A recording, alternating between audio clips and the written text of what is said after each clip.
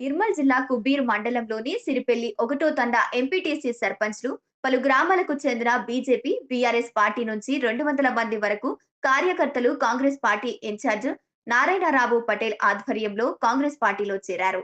రాష్ట్ర ముఖ్యమంత్రి చేస్తున్న అభివృద్ధి పనులను చూసి నియోజకవర్గంలో కార్యకర్తలకు అండదండగా ఉంటూ నారాయణరావు పటేల్ పై నమ్మకంతో కాంగ్రెస్ పార్టీలో చేరామని కార్యకర్తలు తెలిపారు.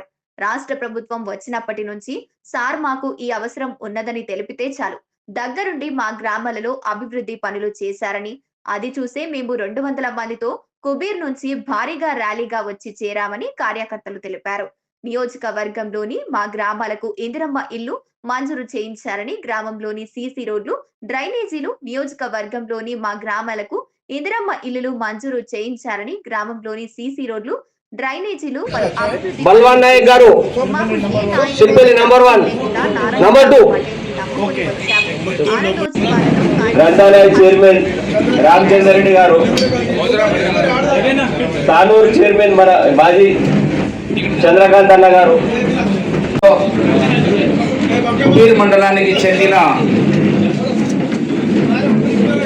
200 దయచేసి వేదికపైకి రావాల్సిందిగా కోరుతున్నాను. పైసా ఆత్మ డైరెక్ట్ చైర్మన్లు ముదూర్ ఆత్మ చైర్మన్ నర్సారెడ్డి అన్న గారు